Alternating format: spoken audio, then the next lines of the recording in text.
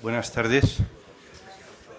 Bueno, pues muchas gracias por estar esta tarde aquí con nosotros, y ya sabéis que siempre digo que es gratificante ver que tanta gente haya entendido que la mejor manera de utilizar su tiempo a partir de las 7 de hoy es estar aquí con nosotros en EDNOR, con lo cual nuestro agradecimiento de todo corazón, porque eso es una de las cosas, una de las razones que le da sentido a nuestra fundación, el que os podamos aportar conocimiento y la posibilidad de debate en el seminario que hacemos a lo largo de todo el año. Esta es su séptima sesión y tenemos como ponente a Antonio Ariño, y yo no voy a decir nada más que su nombre porque será Adela quien se encargue de presentarlo. Desde luego es verdad que el tema es importante. Comentábamos antes en un corrillo que prácticamente, decía, me parece que era Leire, es un tema que nos afecta a todos, y yo, que como buen salmantino tengo algo de humor negro, decía, bueno, y malo para el que no le afecte, porque es que no ha llegado. Entonces, es verdad que Antonio nos va a hablar de un tema que nos afecta a todos, y como él sabe que el seminario de este año intentamos, de una manera muy amplia, pero orientarlo hacia una componente desde la perspectiva de la empresa y de la democracia, pues su título así lo recoge. También aprovecho, porque no sé si estaré al final en la clausura, pero tengo otro compromiso a las 9 de la noche, que para comunicaros que la octava y penúltima conferencia será en la segunda quincena del mes de mayo. Estamos acá, será nuestro ponente es Jesús Conil, y estamos acabando de ajustar agenda, por lo tanto todavía no os puedo dar la fecha exacta, insisto, segunda quincena, pero recibiréis, como siempre, a través del correo electrónico la convocatoria. Y ya, sin más, le paso la palabra a Adela para que presente a nuestro conferenciante de hoy. Gracias. Bueno, pues buenas tardes, bienvenidos a todos. Yo no voy a presentar a Antonio Ariño porque la verdad es que es tan sobradamente conocido que para qué vamos a perder el tiempo. Pero lo que sí que voy a aprovechar esta oportunidad es para agradecerle muy cordialmente que haya aceptado nuestra invitación a estar aquí esta tarde. Voy a darle la más cordial bienvenida, por supuesto, y solamente voy a recordar de él algunos datos biográficos que a lo mejor algunos de los presentes tienen un poco despistados, pero pueden ser de interés. En primer lugar, Antonio Ariño, para todo el mundo, es catedrático emérito de Sociología de la Universitat de València y en la actualidad dirige el Instituto de Ciencias Sociales y de la Cultura de la institución Alfons el Magnànim. Si me equivoco en algo me lo dices, pero creo que no, creo que me lo sé de memoria. Efectivamente, es todas estas cosas. Pero lo que puede que no sepa casi nadie es que nació en Ayepuz. Y la gente dirá, ¿dónde está Ayepuz? Y uno dice, está en Teruel. Y entonces uno viene a estos seminarios para ampliar su información.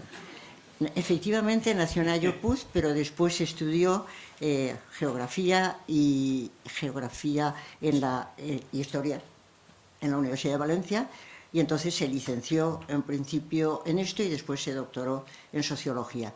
Yo creo que Antonio es una de esas personas absolutamente flexibles que hoy en día son las que nos hacen falta, que se pueden dedicar a geografía, historia, se pueden dedicar a sociología, se pueden dedicar a antropología. Tiene una cantidad de posibilidades enorme que le agradecemos muchísimo porque es efectivamente enormemente flexible. Entonces, desde esas dedicaciones se ha dedicado a temas de desigualdad, se ha dedicado a temas de cultura, de sociología de la cultura, fundamentalmente, y ha hecho una gran cantidad de publicaciones en los temas que nos interesan a nosotros enormemente. Yo quisiera recordar, no quiero recordar muchos libros, porque la gente cuando dices muchos libros no se compra ninguno, y entonces más vale decir un par de ellos. El primero de ellos, pues es sorprendente que tuviera ya un premio nacional en el año 1992, tan pronto como 1992, sobre la ciudad ritual, la fiesta de las fallas. Se publicó en la editorial Antropos y me parece que es enormemente interesante este punto porque Antonio ha sido de esas personas inteligentes que se da cuenta de que el ser humano es un animal simbólico y que para él los símbolos son muy importantes. Y los símbolos que reúnen a las gentes, por ejemplo, en torno a las fiestas, son símbolos verdaderamente fundamentales. La fiesta de las fallas no solamente es una fiesta alegre, sino que es un proceso de socialización, de inculturación. Los inmigrantes se apuntan inmediatamente a las fallas, entonces todo ese tipo de festejos, etcétera, no son solamente festejos para pasarlo bien, sino que tienen una capacidad simbólica y socializadora impresionante. Entonces, desde el principio, Antonio se dio cuenta de estas cosas y por eso trabaja todos esos temas juntos, porque creo que sobre todo él se da cuenta de que la cultura es fundamental para las ciudades, la cultura es fundamental para la política, para la democracia, y la cultura es una cuestión simbólica fundamentalmente, que si no entendemos los símbolos, al final acabamos no entendiendo nada. Yo recomendaría a todo el mundo que leyera este libro porque me parece importantísimo. También quiero recomendar el último, Culturas abiertas, culturas críticas.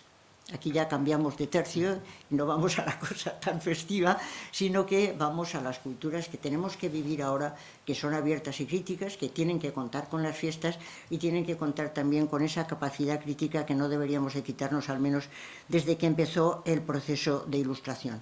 Tiene una gran cantidad de escritos sobre trabajos de cuestiones sociales, la prostitución en la Comunidad Valenciana, que se publicó justamente la Generalidad publicó lo de la prostitución en la Comunidad Valenciana, porque va haciendo trabajos sobre todos esos campos de marginación, de pobreza, de tristeza, y los va recogiendo en unos trabajos verdaderamente bien fundamentados y serios.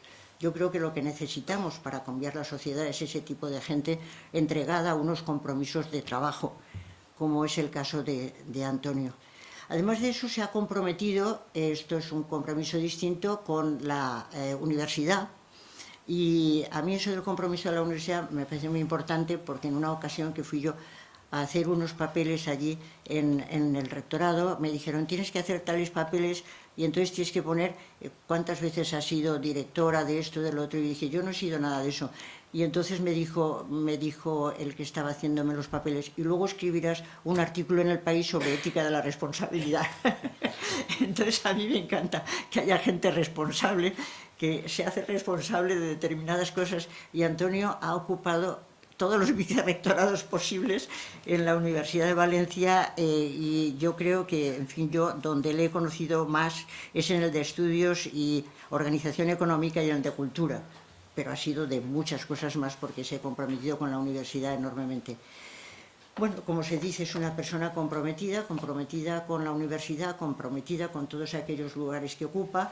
Yo he compartido con él, y algunos hemos compartido con él, no solamente encuentros, sino también el espacio que había en la calle, en la avenida de Blasco Ibáñez, justamente cuando estábamos en aquel departamento que tenía también sociología, que erais los invitados y estábamos los de ética acogiéndoos como debemos hacer.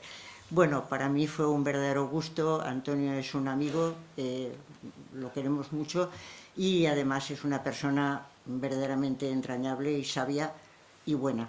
Y para mí es un gustazo que venga a hablarnos del tema que va a hablar hoy, porque a todos nos interesa ya personalmente. A todos nos interesa ya personalmente, pero a otros no os interesa tanto personalmente, pero estáis pensando en vuestro futuro. Pues muchas gracias, Antonio, por venir a hablarnos de estos temas que son, en este momento, absolutamente cruciales. En este momento, absolutamente cruciales. Y vosotros lo sabéis, por nosotros y por todo el resto de la gente. Por eso, Antonio, estamos expectantes. Yo le he dicho, estamos expectantes. Dice, yo también. Hombre, no. Se supone que tú tienes que estar en otro plan. Gracias, Antonio, por venir. Muchísimas gracias, Adela, por esta cariñosa presentación. En aquel espacio que compartíamos en la pizarra, antes de entrar a los despachos había una salita donde se daba clase, ¿no? Y recuerdo que en la pizarra un día ponía, hoy no hay ética. Y yo dije, bueno, ¿qué es lo que ha pasado en este departamento? Que no hay ética, ¿no? Era una época en la que leías la prensa, pasa un poco como ahora, ¿verdad? Y decías, la gente en España debe estar saliendo corriendo porque no hay ética, porque esto es un desastre, ¿no? Así que efectivamente, me acuerdo de aquel sitio muy, muy bien, ¿no? Adela me presionó también para que reorientara el tema en la dirección de la empresa y la democracia, ¿no? creo que le he dado más importancia a lo que voy a comentaros a la empresa que a la democracia, pero bueno, explicaré también por qué, porque este es un tema poliédrico, se puede ver desde muchísimas perspectivas y todas ellas son pertinentes. Y estoy totalmente de acuerdo en que es un gran tema. Si tenemos que hacer un listado de temas que van a ser importantes, no para cada uno de nosotros, que por supuesto que lo es, sino que va a ser importantísimo en los próximos años, es el tema de qué sucede con la estructura por edades de las sociedades contemporáneas. Veréis que yo la palabra envejecimiento procuro utilizarla con cautela, porque está claro que las personas envejecemos. No tengo nada claro que las sociedades envejezcan. Las sociedades son otra cosa. Y esta analogía entre qué les sucede a los organismos vivos y qué les sucede a una sociedad, pues es una analogía peligrosa, como veréis. Pero bueno, ¿para qué sirven los mayores? Yo en realidad lo había titulado ¿para qué sirven los viejos? Porque me encanta provocar y creo que alguien, una mano por ahí, dijo, hombre, ¿para qué sirven los viejos? Esto ya suena demasiado provocador, ¿verdad? El título luego tiene... justificaré la matización, luego la explicaré porque es importante. Ha salido quien ha censurado. Yo no quería decir nada, ¿eh? Sí, pero lo has dicho. Bueno.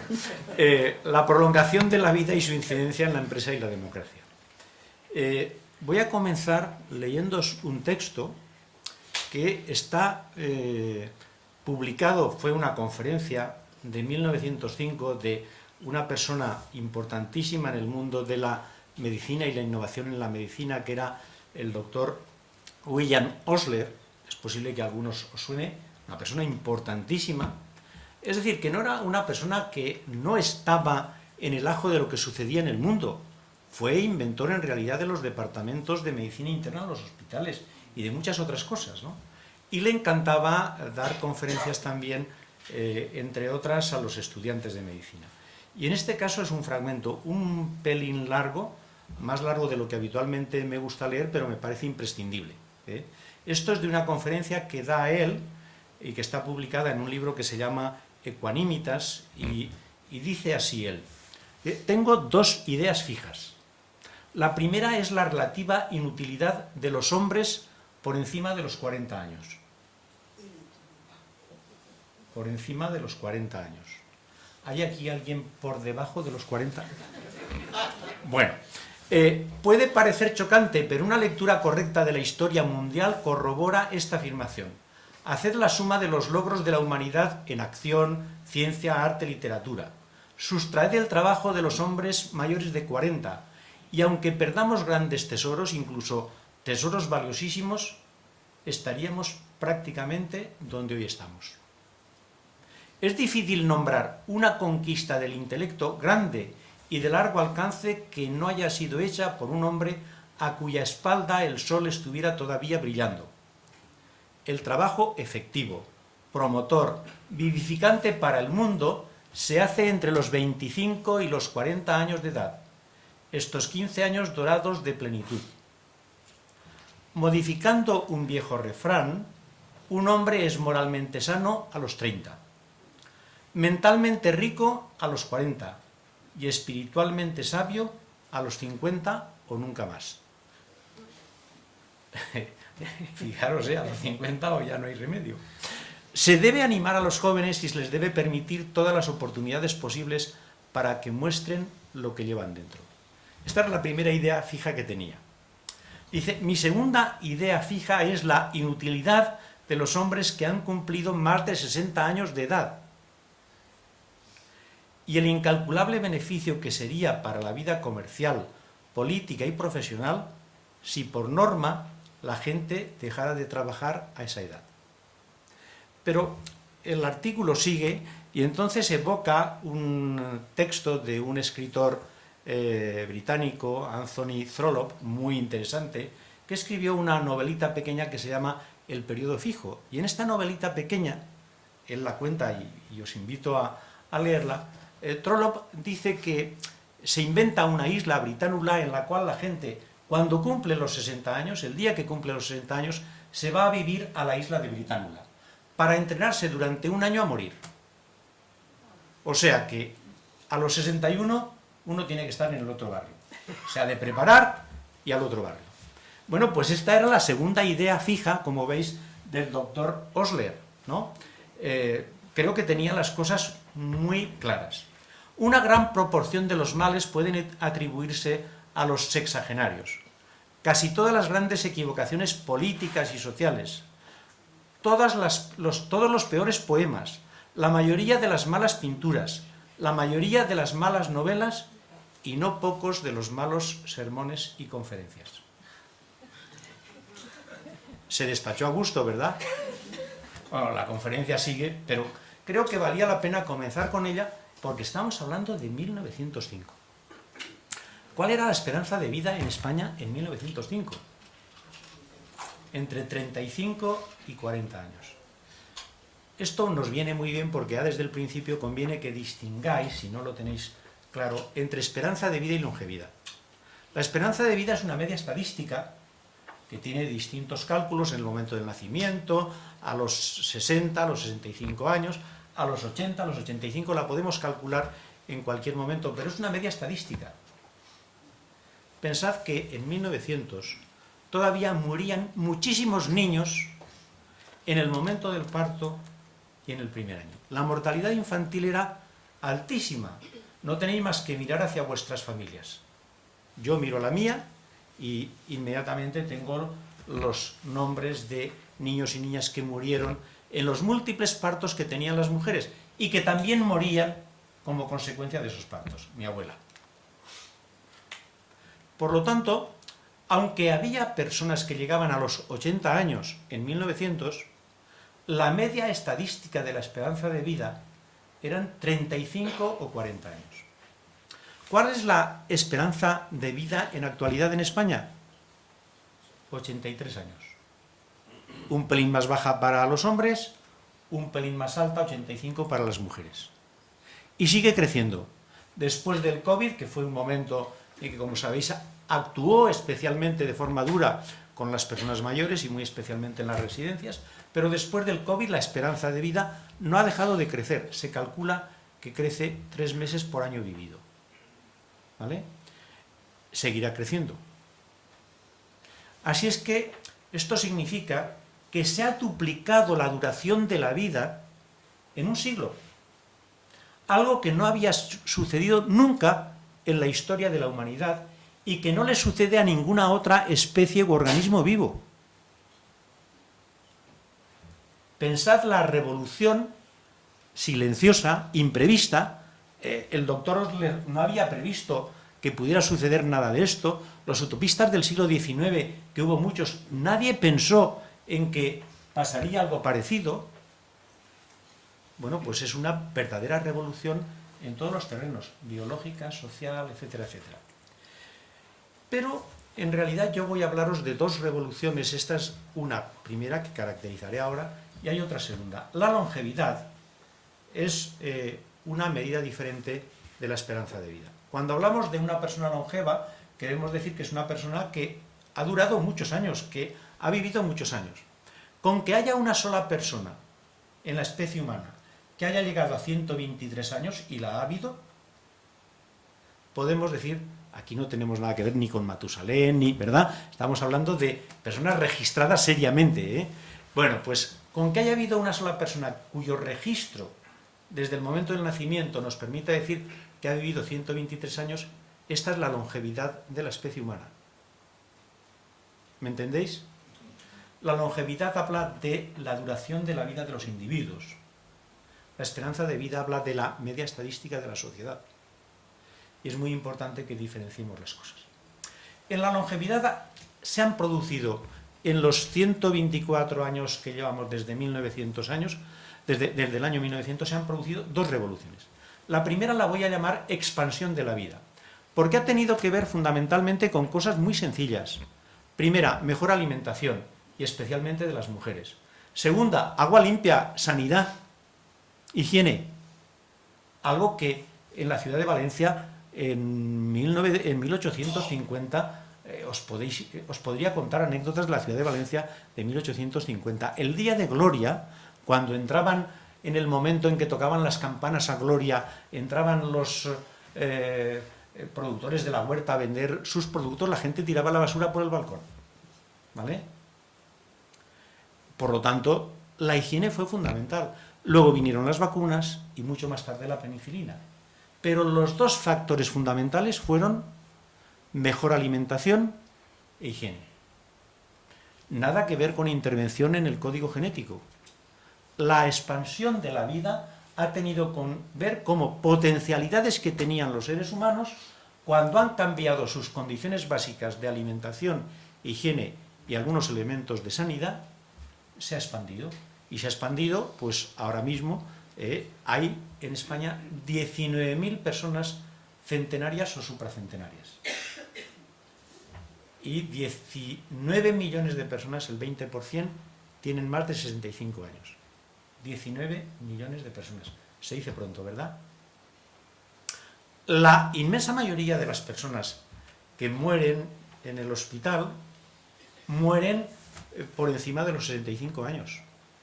Pero cada uno de nosotros se pone a mirar en nuestro entorno y conocemos a muchas personas de 85, 90, 95, incluso más de 100 años.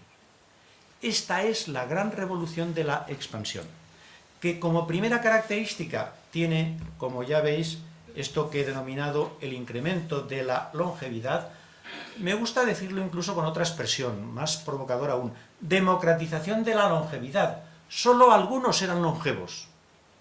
Ahora, todos, excepto la mortalidad debida a accidentes prácticamente, todos llegamos a edades longevas. Democratización de la longevidad. Segunda cuestión, segunda característica, esta ya no es tan positiva. La salud no ha crecido al mismo ritmo que la esperanza de vida y la longevidad. Y como la salud no ha crecido a la misma velocidad, sino mucho más lentamente, resulta que ahora, entre 5 y 7 años de esa vida que vamos a vivir, tenemos muchos boletos de lotería para que los vivamos en situación de grave dependencia, necesitando cuidados de larga duración, entre 5 y 7 años para España. Esto varía mucho con unos países y otros, y por eso ahora ya no hablamos tanto de esperanza de vida, y hablamos de esperanza de vida en salud, o esperanza de vida con enfermedades gravemente invalidantes. Aquí hay dos caras, ¿verdad? El periodo en que estamos con buena salud y este otro periodo en que realmente la característica es la dependencia. Hay que añadir a esta segunda característica, que es que la salud no ha crecido al mismo ritmo, es que no solo ha pasado eso, sino que se ha cambiado el tipo de enfermedades del cual se muere.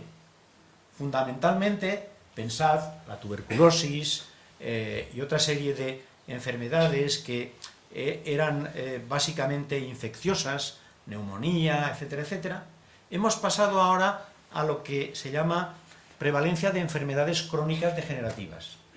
¿Quién de nosotros no toma una pastilla para la tensión todos los días? Bueno, pues muchos de aquí seguro que tenemos ya un pequeñito pastillero, ¿verdad? Que tenemos problemas crónicos, varios problemas, tenemos problemas de la vista, problemas del oído, problemas de esto, de lo otro, de la movilidad, pero vivimos perfectamente. Las enfermedades se han cronificado e incluso se está cronificando los cánceres, que es un tema que hace 4 días era gravísimo, pero desde que se ha descubierto que se puede intervenir en el código genético, los cánceres están pasando a ser enfermedades prácticamente crónicas. Esto es lo que llamamos transición epidemiológica. Tercer rasgo, por lo tanto, transición epidemiológica. El cuarto rasgo es uno del cual muy probablemente no habéis oído hablar, pero que cuando os lo cuente lo entenderéis perfectamente. Es lo que Chudakov, un historiador muy interesante, llamó a principios de los años 90 sociedad de edades. Nosotros vivimos por primera vez en la historia también en una sociedad que se ha organizado en función de la edad. Cosa rara, ¿no? ¿Verdad? Pero la sociedad moderna organiza una edad para estar en el colegio, estar después en el instituto, en la universidad, y estar con tus iguales en edad. Nada tiene que ver esto con las sociedades agrarias que desde el Neolítico han predominado hasta los años 60, en que padres e hijos convivían conjuntamente, incluso abuelos, y sobrevivían los abuelos, y se aprendía a trabajar con ellos. Desde el momento que aparece la escuela como una institución separada, y esto sucede con la sociedad industrial, se generaliza y universaliza con la sociedad industrial, los individuos a lo largo de su vida se van a relacionar fundamentalmente con la gente de su edad. Sociedad de edades. Y toda la sociedad se organiza con una secuencia lineal. Tiempo para la socialización y la educación, tiempo para el trabajo y tiempo para la jubilación. Margaret Mead, que se fue a estudiar a la población de Samoa, escribió un libro que era Las edades en Samoa, y entonces ella decía, la forma como vivimos en concreto, ella hablaba para Estados Unidos, es absurda. Esta organización, en periodos homogéneos centrados en una actividad, no tiene sentido. Dice, es completamente falso y cruelmente arbitrario concentrar todo el juego y el aprendizaje en la infancia, todo el trabajo en la mediana edad y todos los pesares en la vejez. Ella dice todos los pesares porque está escribiendo en 1920. Pensad en que no ha imaginado lo que será la revolución de la longevidad de la cual estamos hablando. Por lo tanto, todos los pesares en la vejez, ¿verdad? Vejez, de hecho, está asociada a pesares, ¿no?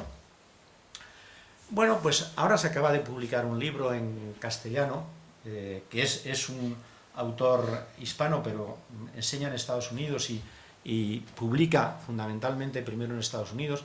Algunos de vosotros seguro que os sonará porque es quien ha escrito libros sobre el Banco Santander, ha escrito muchos libros sobre organización empresarial y economía, Mauro Guillem, y acaba de escribir un libro que al castellano lo han traducido como La sociedad multigeneracional.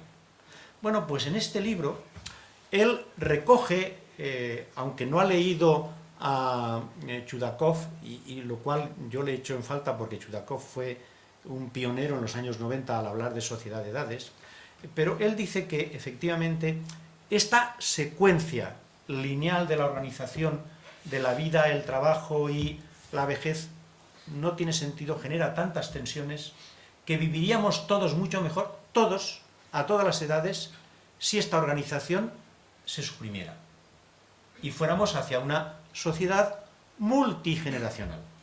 ¿Por qué? Porque tenemos que estar formándonos toda la vida. ¿Y por qué concentrar el trabajo en un periodo y no distribuirlo de una manera más flexible? Que haya posibilidades de entrar, de salir, etcétera, etcétera. ¿Y por qué concentrar el divertimento, el jajaja, los viajes y el turismo en los años vitales de la vejez? ¿Por qué no distribuirlo de otra manera? El libro es maravilloso, está siendo un bestseller en Estados Unidos y desde luego yo os lo recomiendo, la sociedad multigeneracional. Pero como veis la idea viene de atrás, ¿eh? Y él habla, por supuesto, de la transformación de las empresas, de la transformación de los negocios, del trabajo y de todos estos temas. Me queda un último rasgo y es el cambio científico-tecnológico, algo que tampoco ha tenido el ritmo de aceleración que tiene en la actualidad y en consecuencia nuestros conocimientos se convierten en obsoletos inmediatamente. Yo este tema no lo enseñaba igual en los 90 que lo enseño ahora. El temario en sociología, no puedes elaborar un manual y decir, con este manual pasaré unos cuantos años. Tienes que estar cambiando constantemente, de un año para otro, ¿no? Por tanto, el cambio científico-tecnológico convierte en obsoletas prácticamente todas nuestras habilidades, conocimientos, incluso experiencias, pero al mismo tiempo nos permite desde casa reciclarnos si queremos. Y el confinamiento ha sido para la inmensa mayoría de las personas mayores una oportunidad magnífica para dedicarse a aprender lo básico de estas tecnologías. De tal manera que hoy decir que las personas mayores son analfabetas digitales no tiene ningún sentido. No serán expertas en inteligencia artificial, que las hay también, cuidado, pero desde luego no tiene ningún sentido porque un teléfono móvil, un ordenador, es algo que manejan muchísimas personas. Esta es la primera gran revolución de la longevidad. Y hablaremos ahora de las consecuencias. Pero es que se ha producido otra, se está produciendo otra, que todavía no podemos imaginar hacia dónde nos lleva, que es lo que yo sí que llamo la prolongación de la vida. Porque aquí no se trata ya de cómo se ha desplegado la vida a partir de elementos tan básicos como la alimentación y las vacunas. Se trata de la intervención en el código genético y, por lo tanto, de cambiar el sentido de la evolución. Esto es actuar antidarwinistamente, ¿no? Y es realmente un tema que me parece muy importante. Hay mucho charlatán. Os vais a la librería, yo antes de venir aquí he pasado por la Casa del Libro, y hay muchos charlatanes que prometen la inmortalidad, en fin, vamos a vivir 500 años y serán magníficos, y en este momento conozca su mente que hay muchísimos más libros de charlatanería que de sociología en las librerías, y de ciencias ocultas, que esto sí que es una paradoja absoluta, ¿no? Entráis y veis ciencias ocultas. Bueno, pues yo he sido cuidadoso con la bibliografía que he manejado para hablaros de este tema. Pero si entráis a la página web del laboratorio Altos Lab, en el cual trabajan 4 premios Nobel, que ha fichado a los mejores científicos del mundo en los últimos 2 años, y que está dedicado exclusivamente al problema del envejecimiento, veréis de qué estamos hablando. Parece ser que detrás de los 3.000 millones de dólares que tiene inicialmente Altos Lab, que no es poquita cosa, parece que esto lo ha puesto Jeff Bezos. Lo digo porque parece, no, él no lo ha dicho, y hay entre los científicos del laboratorio no suelen hablar. Por ejemplo, en este laboratorio Altos Lab está el principal científico español en estos temas, Juan Carlos Izpisúa, doctor honoris causa por la Universidad de Valencia, con el cual yo tuve la oportunidad de tratar de estas cuestiones hace 5 años. Bueno, pues él fue el único autorizado por la propiedad de la empresa para hacer declaraciones hace poco, y él dice: nuestro propósito no es prolongar la vida 100 o 1000 años más. Nuestro propósito es capacitar a la gente que tenga una vida más saludable y más larga por un periodo de tiempo en el que hayan desaparecido las enfermedades de los pacientes en todas las edades. Esto es a lo que se dedica Altos Lab. Pero podéis buscar empresas startup anti-envejecimiento, detrás de las cuales hay otros grandes financiadores del mundo de las nuevas tecnologías. Por ejemplo, Sam Altman, el que puso en marcha el año pasado el ChatGPT de la inteligencia artificial. Él financia Retrobiosciences, ¿no?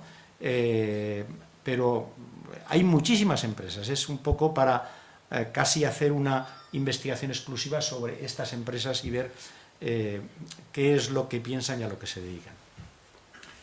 ¿Qué hay de nuevo en estas empresas respecto a lo que hemos visto en la expansión de la vida? Primero, en estas empresas confluyen químicos, biólogos, físicos, neurocientíficos, matemáticos, especialistas en inteligencia artificial, porque la mayoría de las cosas que calculan no se pueden calcular si no es con altísima computación, y no se pueden elaborar si no es con inteligencia artificial. Bueno, pues detrás de ellos hay un cambio radical. La vejez no es algo natural e irreversible, es una enfermedad. ¿Vale? ¿Lo habíais oído? No estamos hablando de los charlatanes, ¿eh? Estamos hablando de estos científicos. Izpisua en el acto, en la conferencia que dio en la universidad, lo dice así, literalmente. La vejez es una multienfermedad, si queréis, porque hay muchas cosas que confluyen en ella, pero de lo que se trata es de buscar cuál es la causa fundamental de que las células se comporten como se comportan. ¿Cuándo se ha producido este cambio? En 2006. En 2006 hay un científico japonés que en 2012, Shinya Yamanaka, que en 2012 le dan el premio Nobel en histología, que descubre que no las células madres, sino las células diferenciadas de nuestros organismos pueden ser reprogramadas. Es decir, pueden ser reprogramadas para que sean jóvenes y generen otros 300 tipos de células en nuestro organismo. Esto se dice rápido, pero yo creo que digerirlo cuesta un poquito más, ¿verdad? Bueno, pues con esta investigación de Yamanaka comienzan a trabajar todos, absolutamente todos. Y se dan cuenta, efectivamente, que ahora lo que se llaman células senescentes, que son aquellas que ya no desempeñan ninguna función, que no están totalmente muertas, se les llama senescentes, pero no están totalmente muertas. También las células senescentes se pueden rejuvenecer y también son pluripotentes. O sea, que actuando sobre estas células, que durante un periodo de tiempo se pensó que lo que había que hacer era eliminarlas del organismo, actuando sobre ellas, hackeándolas, dicen algunos, modificándolas, se pueden corregir radicalmente, se podrán corregir radicalmente todas las enfermedades, las que conocemos ahora. Esto nos puede parecer excesivo, exagerado, pero uno va a buscar los currículums de todos estos científicos y se da cuenta de que estamos hablando de personas absolutamente muy serias y de que no prometen la inmortalidad, sino que su objetivo es erradicar las enfermedades que conocemos ahora y alargar la vida. ¿Cuánto? Esto ya, ¿verdad? Pues primero no se sabe. Lo han hecho en las bacterias de la levadura, lo han hecho en ratones, lo han hecho en perros, lo han hecho en caballos. De hecho, Sinclair cuenta la anécdota, dice, bueno, pues esto lo hemos aplicado en un caballo y efectivamente ha funcionado. Y que sepamos, en los caballos no funciona el efecto placebo. Claro, porque podríamos decir, él cuenta, dice, mi padre ha rejuvenecido desde que se toma, todos los días se toma rapamicina, metformina y NMN. No recuerdo ahora bien, mi memoria no ha llegado a retener el NMN exactamente qué proteína es, ¿no? Pero él dice, mi padre a los 72 años toda la vida había estado trabajando delante de un ordenador y había hecho poca actividad física, y mi padre ahora se come el mundo, pero se toma todos los días esto. No puedo decir que sea científico porque puede funcionar el efecto placebo, pero en el caballo el efecto placebo no funciona. ¿Cuándo podrán investigar esto con seres humanos? Bueno, en muchos ámbitos ya se está haciendo. En el Alzheimer, por ejemplo, en el Parkinson y en otra serie de enfermedades ya se está haciendo. En la diabetes se está haciendo. Así es que este es un cambio de unas dimensiones que, por eso yo lo llamo prolongación de la vida, y que tiene componentes éticos. Todos ellos inmediatamente en sus libros, en sus artículos, hablan de los componentes éticos que van a tener, pero sobre todo la conclusión es que va a cambiar nuestra definición de qué es un ser humano. No sé aquí qué pensarán mis queridos amigos, Adela, Jesús, etcétera, etcétera, pero el desafío, como veis, es muy grande. ¿Por qué me interesaba? Bueno, me interesaba primero porque creo que es importante que no nos pase lo que le pasaba al doctor Osler, que bajo sus pies el mundo estaba cambiando y él no lo veía. Él seguía con los viejos prejuicios sobre las personas mayores de 40 años y las mayores de 60. Vamos a ver si nosotros también estamos teniendo una serie de prejuicios y lo que tenemos que hacer es cambiar nuestra visión. El segundo punto, por lo tanto, es cambiar nuestra visión y cambiar nuestro lenguaje. Porque la forma como nombramos las cosas define cómo actuamos. Y si yo hablo de que las personas mayores son una carga, que solamente las veo como pensionistas que le cuestan al Estado y a la sociedad, lo que estoy diciendo es que cuando venga un tsunami y el barco esté en dificultades, la carga la tiraremos por la borda, ¿no? Es decir, no estaremos viendo a las personas mayores como personas. Y una de las cosas que no sucede es que las estamos viendo desde la perspectiva de la salud, desde la perspectiva económica, y no las vemos como personas y como ciudadanos y ciudadanas, que ese es el final, ¿no? El final. Claro, para ello sí que voy a dedicar un tiempo a que tratemos de la empresa y el trabajo, que creo que era un tema que a vosotros os interesaba y a mí también me ha interesado mucho.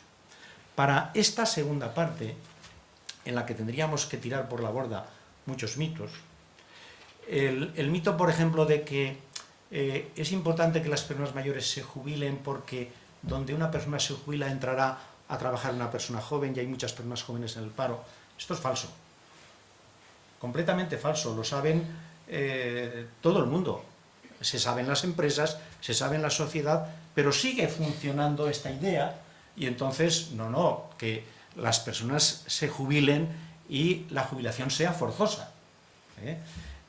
Es un mito viejo. Bioy Casares escribió una novelita que se titula Diario de la Guerra del Cerdo, en el que ya contó cómo los jóvenes la emprendían con los viejos la víspera de San Pedro y San Pablo porque sobraban los viejos. Entonces, a ese librito que es precioso, lo denominó Diario de la Guerra del Cerdo.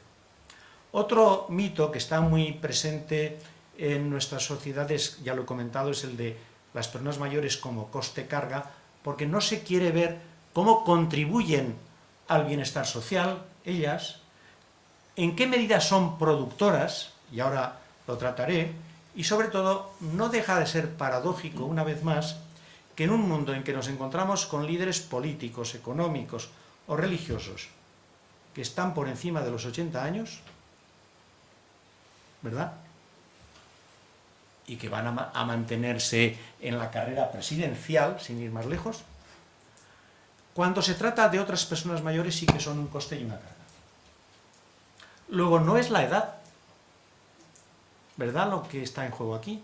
Pasa como que nos vienen muy bien los inmigrantes que pagaban ese $500.000 de euros, ¿verdad?, y con ello tenían la ciudadanía española, esto nos venía muy bien, pero el resto de los inmigrantes que venían en patera, esto nos venían mal. Pues aquí los gerontes que mandan en el planeta, estos no se puede cuestionar, pero a los otros se les echa, y como dice un estudio de la Fundación ADECO, no se mira su currículum cuando lo presentan a la empresa si tienen 55 o más años. En una encuesta que han hecho a los responsables de recursos humanos de las empresas, la respuesta es que cuando te llegan estos currículums, directamente se van a la papelera. Luego, ¿verdad?, aquí hay gerontofobia y hay edadismo muy claro. ¿Cuáles son las contribuciones de las personas mayores, contribuciones a la sociedad? Las podríamos ver de muchos puntos de vista, de la propiedad, de si tienen o no tienen ahorros, etcétera, etcétera, qué significan esos ahorros. Yo voy a mirar las personas mayores como productoras y las personas mayores como consumidoras. Como productoras están presentes en todas las ramas de actividad que nos podamos imaginar. Pero ¿qué sucede? Pues como dice María Ángeles Durán, es que en las cuentas económicas, como su producción no se mide en términos monetarios, no cuenta. Tenemos una contabilidad, que es la contabilidad del mercado, que únicamente ve lo que se mide en dinero, y otra contabilidad nacional, que es invisible. Bueno, vamos a hacerla un poquito visible, ¿no? Si nos fijamos en el ámbito del sector de la agricultura, las personas mayores no se jubilan. Pastores, pastoras, labradores, labradoras, autoproductores, ¿verdad? Yo los veo en mi pueblo cuando voy a Lipuz, los veo trabajando en el campo. no se jubilan. Mejor dicho, sí se jubilan, cobran la pensión, pero sigan trabajando. Pero no solamente se trata de aquello que contribuyan económicamente, gracias a ellos se mantienen esos entornos rurales que sirven muy bien para el turismo en el ámbito rural. Por lo tanto, mantienen un paisaje, mantienen unos espacios locales. Estos son contribuciones económicas netas al funcionamiento de la sociedad, pero no están visibles en la contabilidad nacional. Sin embargo, vale la pena tenerlas en cuenta. En el sector de la salud, pues la mayoría de las personas que cuidan en España, ¿qué edad creéis que tienen? Más de 65 años. Cuidan a su compañero o compañera, a sus padres o madres, y del coste que supone cuidar a una persona en cuidados de larga duración, pongamos 100 euros. De esos 100 euros, ¿cuánto creéis que aporta el Estado? Entre 10 y 5 euros. En el Alzheimer, por ejemplo, son 5 euros. Lo ha calculado María Ángeles Durán. ¿Quién aporta el resto? Las personas mayores. Pero cuidan también a los nietos, cuidan a otras personas enfermas, jóvenes, cuando están en edad laboral, están trabajando, y para que no se quede sin ir al trabajo el compañero o la compañera de su hijo, ¿verdad?, o su hija, cuidan. La tarea de cuidado, que es invisible en el mercado, la realizan fundamentalmente mujeres, mayoritariamente mujeres, mayores de 65 años. Contabilidad nacional invisible. Y en el ámbito de la educación, el recoger a los niños del colegio, llevarlos al colegio, enseñarles, ayudarles a hacer los deberes, comprarles cuadernos, comprarles... Las personas mayores intervienen en el ámbito de la educación. O sea que, si queréis, vamos repasando más ámbitos y, por supuesto, yo, por ejemplo, un fenómeno que observo muchos días es al lado de mi casa hay un restaurante. A las 7 de la mañana, cuando yo saco a pasear a la perrita, allí está un señor mayor ya jubilado, que es el que se encarga de abrir, y supongo que es el padre de los que ahora son los dueños. Él abre y él cierra. Llegan las señoras de la limpieza, limpia, ahí está él, luego llegarán más tarde sus hijos, los empleados, etcétera, etcétera. Por la tarde, ¿quién cierra? Él. Esto no cuenta. No es una contribución socioeconómica neta. Pues sí, tenemos que ponerla, como veis, en valor. Y si hablamos del consumo, ¿dónde van a estar? Si no están ya las cohortes más amplias de consumidores. Pero el consumo se dirige todavía a los jóvenes. Desde los años 20 el consumo está dirigido fundamentalmente a las cohortes jóvenes, y las grandes empresas dedicadas al marketing no paran de inventar etiquetas generacionales que son falsas. Los millennials, los Z, los Y, los X. El objetivo es vender. No tienen ninguna función sociológica de descripción de la sociedad. Los jóvenes siguen siendo todavía los destinatarios de la inmensa mayoría del marketing, de la publicidad, incluido en la televisión. Cuando los jóvenes ya no ven la televisión, siguen siendo los destinatarios de la publicidad. Y si os ponéis a investigar en las empresas de marketing, veréis que desde hace 2 o 3 años han empezado a darse cuenta de que en la edad el número no cuenta. De que las cohortes de los mayores pueden ser tan innovadores o más que los jóvenes. De hecho, son más, porque tienen más experiencia, tienen buen estado de salud, la mayoría, tienen una disponibilidad económica mayor que las cohortes jóvenes, y sobre todo, además, tienen necesidad de decir: quiero mantenerme fuerte y sano en el futuro porque quiero ver durante muchos años a mis hijos y a mis nietos. ¿Verdad que sí? O sea, que hay un cambio radical en el mundo del consumo que tampoco se estaba viendo, y que ahora es cuando las empresas están empezando a verlo.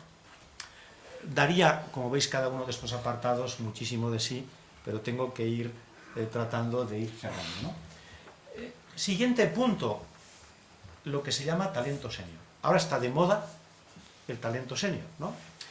no tenéis más que entrar en internet, ponéis Talento Senior y veréis la cantidad de fundaciones, de observatorios, de premios, todas las empresas grandes ya tienen una sección dedicada a lo que llaman diversidad generacional y talento senior. Esto es como lo de la sostenibilidad. Todas las empresas ahora son sostenibles. ¿Es una petrolera? No, pero es sostenible. Claro que sí. Son clichés que entran a través de los objetivos estos de 2030, penetran en el mundo empresarial y todo el mundo lo copia, pero queremos ver qué hay detrás. A mí como sociólogo siempre me ha interesado romperle las tripas al caballo y ver lo que había dentro, ¿no? El caballito que me regalaron de niño, ya a ver qué había dentro, ¿no? Pues qué hay detrás.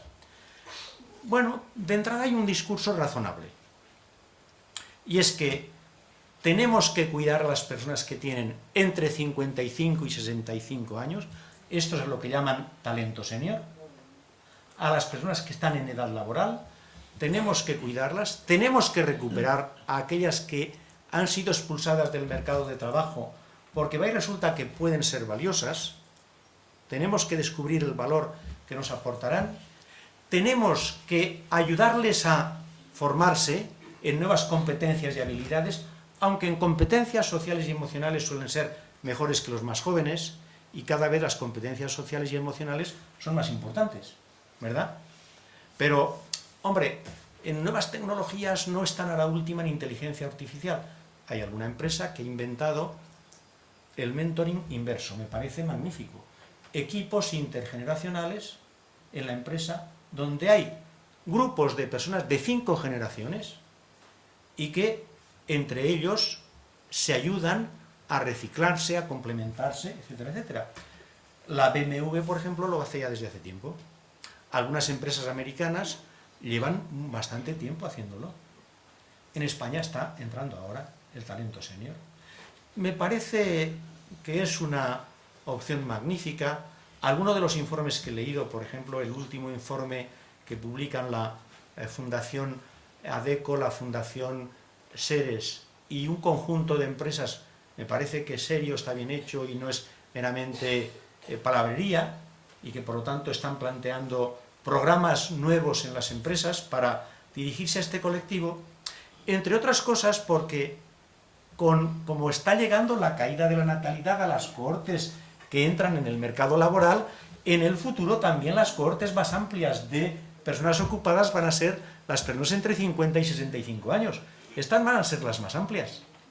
Así es que hay que pensar en una nueva manera de ver las cosas y en un nuevo paradigma. No me gusta la expresión talento senior porque tiene un componente elitista y de hecho cuando ellos hablan de talento senior están hablando fundamentalmente de profesionales. ¿Y qué pasa con el resto del personal de la empresa? Que no son profesionales. ¿Estos ya no tienen talento? Yo lo puedo decir con absoluta claridad. Para mí en la NAU, que está aquí al lado, las personas de la limpieza eran importantísimas. Yo procuraba saludarlas todos los días. Las personas de seguridad eran importantísimas.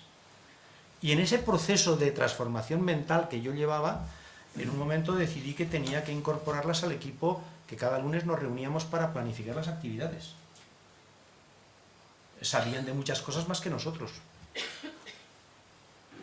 O sea que está bien la idea que subyace en talento senior, pero talento senior a mí ahora mismo me suena a elitista. Y si queremos hablar en serio del tema, sociológicamente, pues tenemos que ampliarlo. ACEMLU y otra serie de colaboradores suyos acaban de publicar un estudio interesantísimo sobre qué está pasando con los puestos de trabajo en Estados Unidos. El objetivo es, ¿son amigables para la gente mayor o no son amigables para la gente mayor? Y muestran cómo en los últimos 20 años ha crecido de manera espectacular la amabilidad, la amigabilidad de los puestos de trabajo. Son de mayor calidad en este sentido humano. Pero también han observado que estos puestos de trabajo no siempre precisamente son ocupados por las personas mayores, sino que son ocupados por profesionales jóvenes. Como las empresas tienen que hacer el esfuerzo de ayudar a que las personas mayores se reciclen, pues tienen dos conclusiones, una excelente, la otra conclusión no es tan excelente. Bernard Myers de Netflix, de la empresa Netflix, dice: diversidad es que te inviten a una fiesta, inclusión es que te saquen a bailar. Es una buena definición, ¿verdad?, de lo que está sucediendo. Cada vez más hablamos de la diversidad generacional, pero la inclusión es que te saquen a bailar, que te impliquen en el trabajo, y a todas las edades. El último aspecto del trabajo y las personas mayores. Estamos hablando, Talentos y Años se dirige a personas que están en edad laboral estricta, de acuerdo con la ley en España, ¿verdad? Pero, ¿y si moviéramos los límites, igual que se han planteado los biólogos en mover los límites de las enfermedades y el envejecimiento? Oiga, ¿y si esto de los 65 o los 67 años, como queráis, los 65 y unos meses, lo moviéramos? Porque, de alguna manera, no podríamos decir que, primero, nada justifica en 2024 esta organización secuencial de la vida. No hay nada que la justifique. Y lo que ha durado 150 años se puede cambiar. En segundo lugar, como dice María Ángeles Durán, la jubilación es un despido por edad sin derecho a indemnización. ¿Es así? Legalmente se define de otra manera, y nosotros tenemos el privilegio de que, como está esto de los eméritos, ¿verdad?, tenemos ese privilegio, pero la inmensa mayoría de la gente no tiene este privilegio. ¿Por qué no mover los límites? He tratado de buscar empresas que hayan movido los límites y hayan dicho: no, mira, aunque esta persona se haya jubilado, yo la voy a incorporar. ¿Cómo la voy a incorporar? Como mentora, la voy a incorporar en otra serie de actividades. Solo he encontrado una empresa. He oído hablar de otra, pero no la he podido identificar. He encontrado una empresa balearia que tiene 3 trabajadores, 3 solo, en una fundación que ya están jubilados, ¿vale? He oído hablar de otra que trabaja en el sector de la cerámica en Castellón, que efectivamente les ofrece a las personas que ya se han jubilado que vuelvan a la empresa.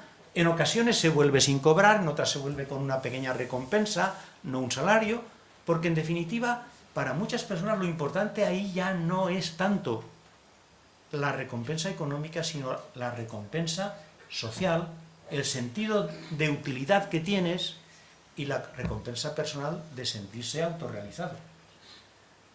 Así es que las empresas tienen aquí un reto importantísimo, que es mover los límites.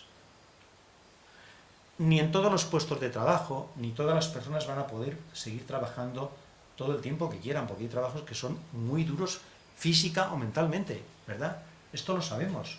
No se puede romper el límite, pero el límite tendrá que ser flexible, gradual, tendrá que haber otras oportunidades para que la riqueza que aportan las personas mayores, y en esto sí que están de acuerdo ya las principales empresas asesoras a nivel mundial, Deloitte y otra serie de organizaciones lo tienen muy claro, no tiene sentido el actual cierre forzoso en un momento determinado. Bien, y para acabar, algo sobre la ciudadanía, porque hemos hablado, creo que queda bastante claro que el actor, empresa u organización empresarial, tiene ante sí un cambio de paradigma. También no he querido entrar en ello, pero si estiramos la cuerda del consumo, un ámbito de negocio impresionante. Es decir, que hay nuevos nichos de negocio que están a la espera. Cuando en las encuestas hemos preguntado a las personas mayores sobre su satisfacción en la oferta cultural, son los más insatisfechos de la oferta cultural. Cuando les preguntamos sobre otro tipo de ofertas, en general también son los más insatisfechos. No está pensada la sociedad para ellos. En consecuencia, ya hay un nicho muy importante, ¿no?, en el que seguro que habrá personas creativas, innovadoras, que van a encontrar una manera de hacer negocio, incluso siendo muy éticos en el negocio, ¿no? Bueno, pero sobre todo estamos hablando de personas. Son más que pensionistas, son más que trabajadores, son más que pacientes, son personas. Y desde luego tienen todos los derechos que tienen las personas en una sociedad. Aunque algunos pensamos que es necesario que se haga una ley global sobre la situación en la que se encuentran las personas de la edad avanzada en la sociedad contemporánea, que reconociera una carta específica de derechos, igual que las hay para otros colectivos. Ha llegado el momento de que haya una ley general. El gobierno francés se lo está planteando, echa para adelante, echa para atrás, ¿no? Pero parece claro que esto va a ser necesario en los próximos años, que no solamente tenga que ver con las pensiones, no solamente tenga que ver con las residencias. Se prometió mucho sobre las residencias y no se ha hecho nada. Cuando digo nada es nada, cero. Y es muy lamentable la situación que hay en muchas residencias. Y la inmensa mayoría de ellas son privadas. Cuando a veces se dice que el sector privado responde a las necesidades mejor que el sector público, el sector residencial es mayoritariamente privado en España. Pero cuando digo mayoritariamente, estoy hablando de más del 90%. ¿Vale? Y las residencias, si alguien ha tenido la experiencia de conocerte cerca, por familiares, lo que es una residencia, sabrá de qué estamos hablando. No solo durante el periodo de COVID, sino desde hace muchísimo tiempo. O sea que aquí hace falta un cambio legislativo para tratar a las personas como personas en cualquier momento de su vida y a cualquier edad. Porque tanto la Carta de Derechos de la Unión Europea como la Constitución lo reconocen. Un ejemplo y unas palabras para acabar. Un sector importante de las personas jubiladas desarrollan trabajo cívico. Ya sé que no estamos acostumbrados a esta expresión, pero si hablamos de trabajo doméstico, ¿por qué no hablar también de trabajo de cuidado y de trabajo cívico? Y todos y todas recordáis que la semana pasada 2.000 mujeres de Suiza habían llevado al Tribunal de Derechos Humanos de Europa la situación del gobierno suizo, que no había hecho absolutamente nada para mitigar los efectos del cambio climático sobre la salud. Y el Tribunal Europeo les dio la razón. Esto es trabajo cívico. Creo que vamos a ver mucho trabajo cívico en el futuro, porque las personas mayores vamos a reivindicar mucho. No para nosotros, sino para el conjunto de la sociedad, porque también tenemos que practicar la justicia intergeneracional. Yo creo en la justicia intergeneracional. Hemos recibido mucho de las generaciones anteriores, debemos mucho a las generaciones futuras y no les podemos dejar el mundo peor de lo que nosotros lo hemos vivido. Y ahora vamos en camino de que esté peor, ¿verdad? Por lo tanto, la justicia generacional es algo que yo creo que hay que enfatizar, hay que defender, y el trabajo cívico también. Trabajo no solamente es empleo. Y las personas mayores desarrollan muchos tipos de trabajo que son imprescindibles para el funcionamiento de la sociedad. Seguro que la mayoría o todos habéis visto la película El becario de Robert De Niro, ¿verdad? ¿Os acordáis de la película un poquito al principio? Hay una frase al principio que es casi con la que me gustaría acabar. Robert De Niro hace la siguiente reflexión.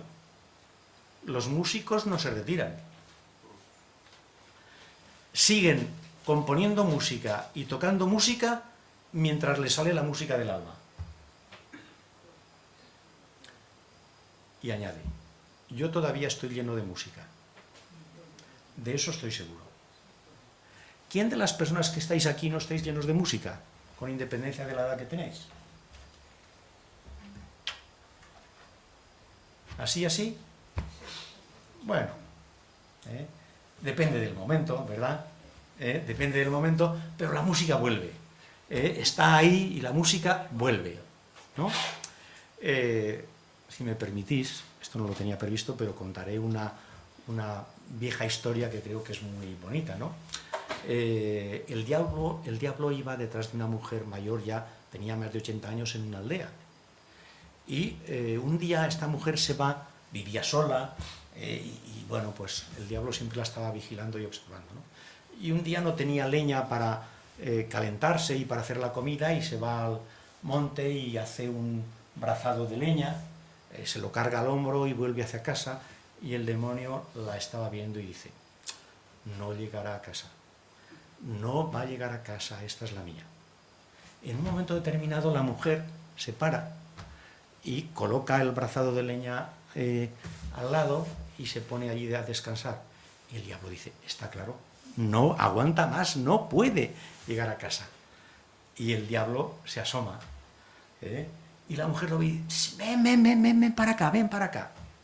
Y bueno, frotándose las manos, ya está en el saco. Y cuando llega le dice: joven, ¿tú no puedes coger este brazado de leña y llevármelo a casa? Bueno, pues efectivamente, ¿verdad? Hay momentos y momentos.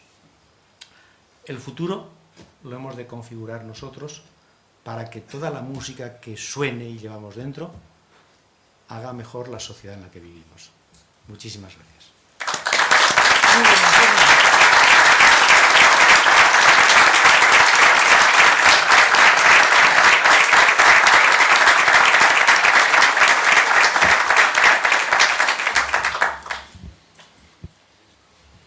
Muchísimas gracias, Antonio, por la excelente conferencia, y yo supongo que ahora cantidad de gente querrá hacer preguntas, así es que id levantando las manos, que luego daréis la vara cuando no toque. Sí.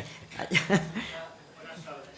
Yo quería felicitar a la Fundación El Nord y en especial al profesor, porque hay veces que vas a conferencias y no sacas ninguna idea, y hoy me ha entusiasmado la exposición.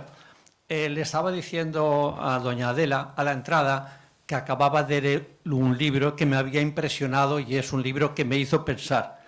El libro se titula Alarga tu esperanza de vida, y el profesor es David Sinclair, que me parece que lo ha citado en muchas ocasiones y es un referente. Pero me alegra muchísimo haber asistido a esta conferencia, porque realmente es una visión totalmente distinta de la que teníamos hasta hace poco. Muchísimas gracias. Gracias.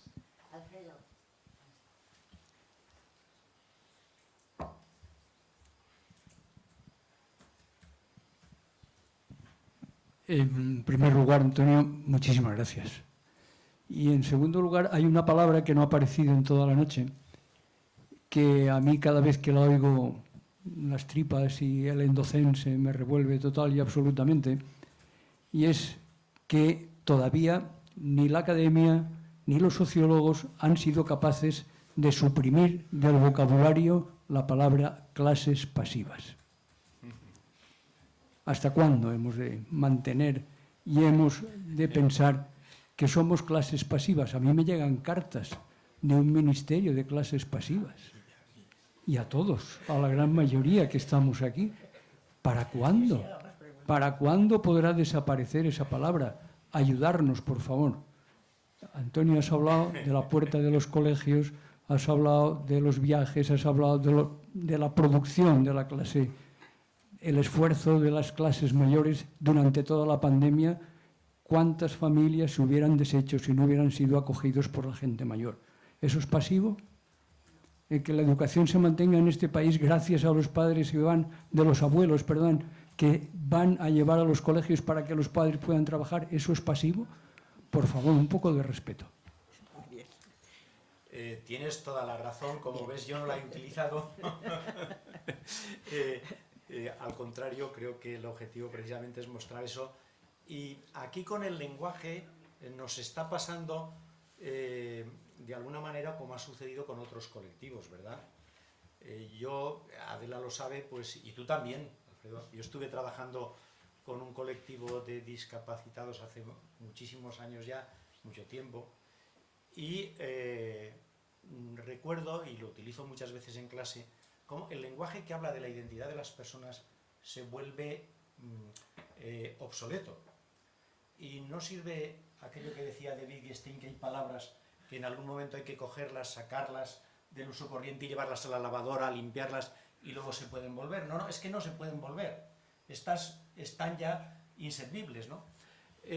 Por ejemplo, recordarás que existía una cosa que era el Instituto de la Subnormalidad, ¿verdad?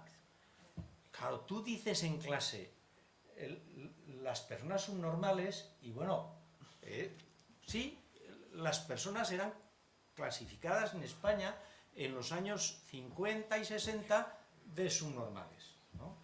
Este término resultaba tan ofensivo que fue suprimido. Apareció minusválidos, ¿verdad? Y resultaba tan ofensivo que se eliminó. Y siguió discapacitados. Y es tan ofensivo que se ha eliminado. Aunque, como veis, nuestros políticos siguen siendo muy retardatarios, ¿no? No en vano en esta librería que os digo, todo el sector de ciencias ocultas y el de la política estaban juntos. Y por lo tanto se permeabilizaban, se permeabilizaban y no sé, les falta estar oyendo y escuchando a la sociedad porque hace mucho tiempo que se habla de diversidad funcional, muchos años, que ya el término de discapacidad se utiliza no para definir a las personas, sino para definir sus capacidades más o menos en determinado ámbito. ¿Y quién de nosotros no tiene discapacidades, verdad? Y capacidades. Por lo tanto, todo el lenguaje, todo el que tiene que ver con la identidad de las personas, se caracteriza porque socialmente se vuelve obsoleto si no lo era desde origen. Clases pasivas lo era desde origen, ¿verdad? Y por lo tanto ahí hay una batalla que hemos de dar, pero como la hemos de dar en sociedades envejecidas. Perdón, las sociedades no envejecen. Las sociedades pueden madurar demográficamente, ¿verdad? Y eso es una enorme revolución, como os he contado, en la historia de todas las especies vivas. Es decir, que el potencial de vida que había en un organismo se desarrolle plenamente a lo largo de la vida. Esto es una revolución, ¿verdad? Otra cosa es cuál es la ratio entre personas que cobran del Estado y personas que cobran de un salario en la empresa. Esta es otra cuestión, es otra dimensión. Y por eso creo que yo hablo primero de vidas extensas, de vidas prolongadas, de longevidad, y creo que estas son palabras que describen mejor, sin ningún carácter peyorativo, los fenómenos ante los cuales estamos hoy en día. Clases pasivas, tienes razón, y bueno, pues habrá que escribir sobre ello y habrá que luchar sobre ello. Hemos de luchar para erradicar toda la gerontofobia y todo el edadismo que existe en la sociedad. Dimitri.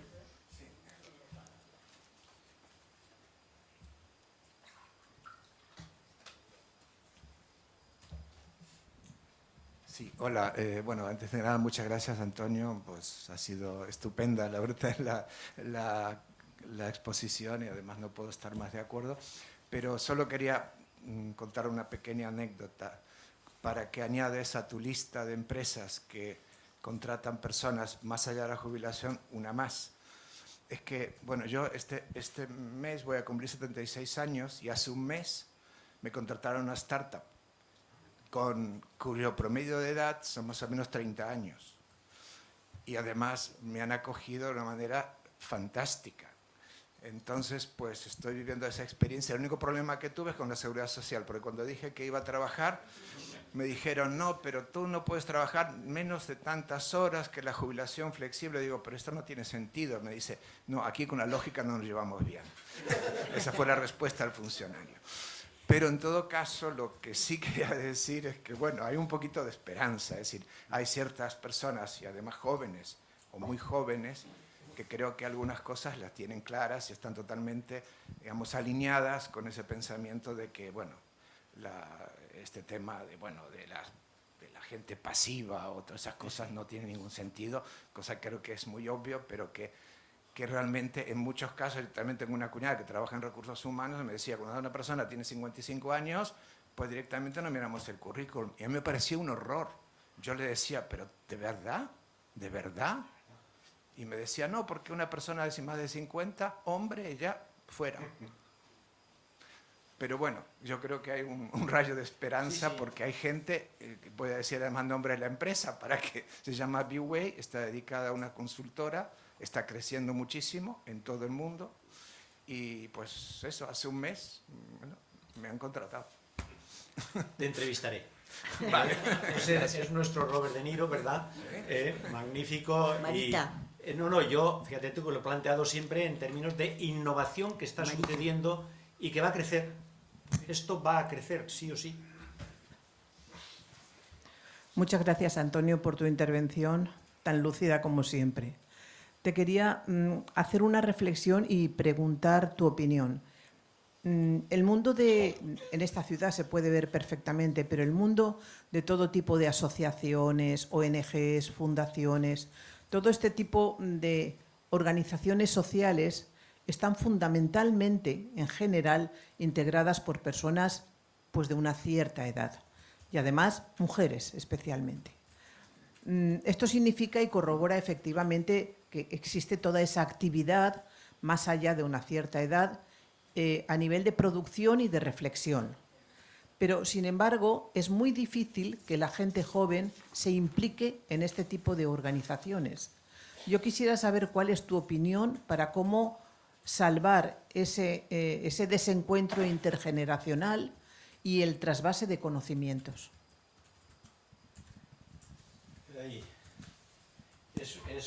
Coincido con las observaciones que tú haces. Hay una primera parte que está muy clara. Las mujeres sois más innovadoras, y yo esto lo digo en clase desde hace mucho tiempo, y especialmente las mujeres mayores, ¿no? Esto tiene que ver mucho con qué papel se os ha asignado históricamente, y por lo tanto salir de casa es descubrir todo un mundo y es apasionante, y como anécdota pues os contaré, recuerdo unos años que yo estuve estudiando asociaciones, y en las asociaciones de amas de casa, que todo el mundo las miraba, uy, estos son reaccionarias, en fin, las amas de casa, ¿no? Y a mí, desde el principio, nunca las vi así, porque la anécdota fue la siguiente, ¿no? Entrevistaba colectivamente, porque no podías hacer las entrevistas individuales, todas querían hablar, ¿no? Y decían, mira, ¿tú sabes lo que ha pasado en la asociación de amas de casa de este pueblo? Pues que nos reunimos y un día dijimos, oye, nos vamos, estamos hablando de un pueblo de los alrededores de la ciudad de Valencia, pues, oye, nos vamos a Santa Catalina, vamos a ver la Plaza de la Reina, luego nos tomamos un chocolate, luego no sé qué, luego no sé menos. Y claro, tenía que hacerle la comida a mi marido, porque mi marido está acostumbrado a que cuando llega a casa yo le hago la comida. Entonces, bueno, pues le hice la comida, y la noche antes le dije, tienes la comida en la nevera, o sea que tú no te tienes que preocupar por nada, vienes y ahí está hecha la comida. Llegó a los 15 días y organizamos otro viaje y tal, y dije, ¿hacerle la comida? No, yo le preparo y hacerá la comida, ¿no? Total, que acabó ni comprándole ni haciéndole la comida, porque se había implicado tanto en la asociación que efectivamente, oye, ya te las arreglarás tú y te harás la comida. O sea que las posibilidades de emancipación y liberación de las personas se dan en contextos de lo más inesperado. Robert Belaya decía que la gente llega a las asociaciones por muchos motivos, pero si pasan tiempo en las asociaciones, todos acaban siendo de la asociación del corazón. El libro se titulaba Hábitos del corazón. O sea, las asociaciones transforman las preferencias de las personas. Tienen un efecto importantísimo, ¿no? No digamos un tema que no he tocado, que es el de, a mí me gusta llamarlo, soledumbre. Es una palabra castellana, no me estoy inventando nada. No es lo mismo la soledad que la soledumbre. La soledumbre, fijaros, pesadumbre, mansedumbre. El castellano tiene toda una serie de palabras compuestas que son muy significativas. Pues hay personas que viven una situación de soledad desgarradora, de hastío, de disconfort, etcétera, etcétera. Bueno, las asociaciones hacen maravillas en ese sentido. Y en la NAU me lo han contado muchísimas veces. Cuando yo llevo a la NAU de las personas mayores, me lo contaban muchísimo las personas, y especialmente las mujeres. O sea que las mujeres han ganado muchísimo en la sociedad contemporánea asociándose y saliendo. Pero hay otra parte de la pregunta que es más complicada de contestar. Yo no creo que es que no haya relevo en las asociaciones, sino que hay edades para hacer distintas cosas. O mejor dicho, hay momentos de la vida, momentos en tu trayectoria vital en que de lo que se trata es de romper con los padres, romper con la sociedad adulta, por lo tanto, de quebrar todos esos esquemas. Las neuronas están en plena ebullición, no han madurado. Y por lo tanto, eso es necesario y lo tenemos que comprender. Muchas veces se habla, la salud mental de los adolescentes está muy mal. Pero perdona, si está en pleno proceso de ebullición, ¿no será normal eso? ¿Es realmente una depresión, una ansiedad? Vale, no tengamos tanta precipitación, tengamos paciencia, que todos hemos sido más o menos adolescentes y ahora la aceleración histórica es mucho más grande. Por lo tanto, hay momentos en la vida y como he trabajado sobre el asociacionismo, yo he podido observar que los jóvenes tienen una etapa en la que no quieren estar en las asociaciones donde están sus padres y madres. Y hay que comprenderla y respetarla. Pero luego, cuando ellos tengan hijos e hijas, querrán ir a las mismas asociaciones y enseñarles a sus hijos e hijas el valor que tienen las asociaciones. Así es que la convivencia intergeneracional hay que fomentarla, hay que cultivarla, pero también hay que respetar momentos en que cada uno por su parte. Y esto hay que respetarlo. Pero yo no creo que las generaciones actuales sean menos activas que las generaciones anteriores. Miguel. Muchas gracias, profesor Ariño, gracias por la conferencia, me ha parecido muy interesante. Y yo quería hacer una observación y una pregunta. Ha hablado de la necesidad de que se pueda alargar la vida laboral para que las personas pues no se jubilen o no se jubilen con tanta frecuencia a los 65 años o cuando les corresponda. ¿Y no sería necesario hacer un cambio bastante radical en cuanto a la relación que tenemos las personas con el trabajo? Haría falta un nivel de flexibilidad muchísimo mayor, porque, a ver, yo desde luego, yo soy empresario, tenemos una empresa, además una empresa tecnológica, y yo tengo clarísimo que me da igual la edad que tenga una persona si sabe hacer lo que yo necesito que sepa hacer.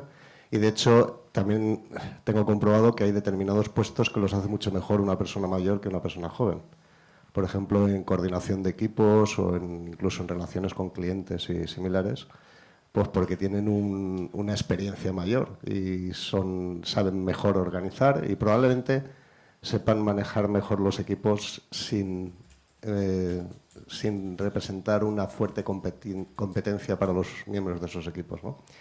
Pero para eso hace falta que se puedan hacer cosas como contratar a las personas en jornadas no de 40 horas, sino de menos. Hay muchas personas que cuando llegan a determinada edad tampoco quieren estar haciendo 40 horas a la semana el resto de su vida. También quieren tener tiempo para dedicarlo a cosas que no han podido hacer previamente. Y quizá en ese camino además se conseguiría que también las personas más jóvenes pudieran tener un mejor nivel de conciliación familiar y también lo que comentaba antes, el hacer que el ocio no sea solo al final de tu vida, sino que se pueda distribuir a lo largo de la vida, ¿no? Y también se contribuiría a que hubiera más relación entre las generaciones en el trabajo. Tienes toda la razón. Creo que te gustará leer el libro de Mauro Guillén, La sociedad multigeneracional, porque dedica muchísimo espacio. Ya lo tienes pedido. Estas son las ventajas ahora, ¿verdad? Dedica mucho espacio al tema del trabajo, a la empresa, etcétera, etcétera, y habla de todas estas cuestiones. Es cierto que la legislación norteamericana no es lo mismo que la española, ¿verdad? Pero él deja caer que la empresa también tendrá que ser revolucionaria en esto y presionar al Estado para que cambie. Cuando digo el Estado, digo también a los sindicatos, ¿no? Para que se cambie.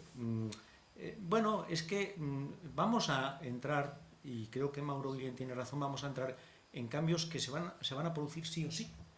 Es decir, que decimos, bueno, pues necesitaremos población inmigrante. Claro que necesitaremos población inmigrante, pero es que los países de donde ahora vienen los inmigrantes también van a necesitar a los inmigrantes en el futuro. Y necesitaremos a la población, a todas las mujeres que se puedan incorporar al mercado de trabajo y a todos los hombres que puedan incorporarse al mercado de trabajo hasta los 65 y más allá. Y por primera vez en España, el año pasado se superó la edad de 65 años como edad de jubilación real. Porque sabéis que entre la jubilación legal y la real hay unos desajustes muy grandes.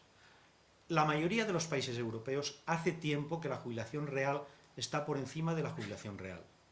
En Estados Unidos, clarísimamente. En España esta tendencia está empezando ahora, pero esto va a suceder. Es decir, que hay cosas que tienen una cierta inevitabilidad histórica porque las proporciones de la pirámide son las que son. Y la caída de la natalidad, primero os digo, los inmigrantes nos van a resolver el problema porque además tienen muchos hijos, etcétera, etcétera. Bueno, tienen muchos hijos hasta que no se dan cuenta que tener muchos hijos es un problema. Los primeros que llegan, los siguientes ya no llegan así. Y la caída de la natalidad de los inmigrantes es exactamente la misma. Y lo es en todo el planeta. ¿Vale? Así es que todos estos flujos de población que ahora a lo mejor vemos a veces tan fáciles, es que no van a ser tan fáciles que se produzcan. Pero has comentado varias cuestiones que son muy interesantes, que es el trabajo flexible, por lo tanto también el salario flexible. La investigación muestra que hay dos etapas de innovación en la vida.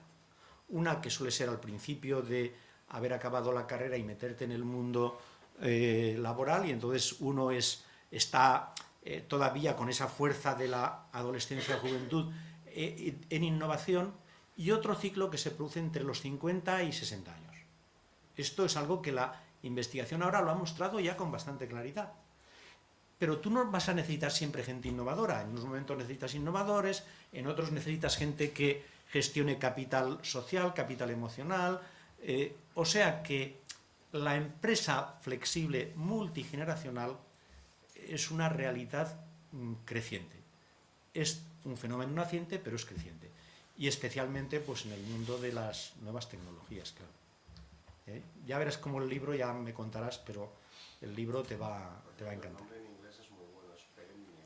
Sí, en general casi todas las cosas se traducen mal, ¿no? ¿Verdad? El becario tampoco es la mejor traducción para la película, ¿no? Es decir, no solamente perennial, sino que el concepto de perennial es clave en el libro. Ya no tiene sentido catalogar a los individuos por la generación a la que pertenecen. La generación es un mal concepto sociológico. Y ya hablábamos de esto hace unos días en otro contexto.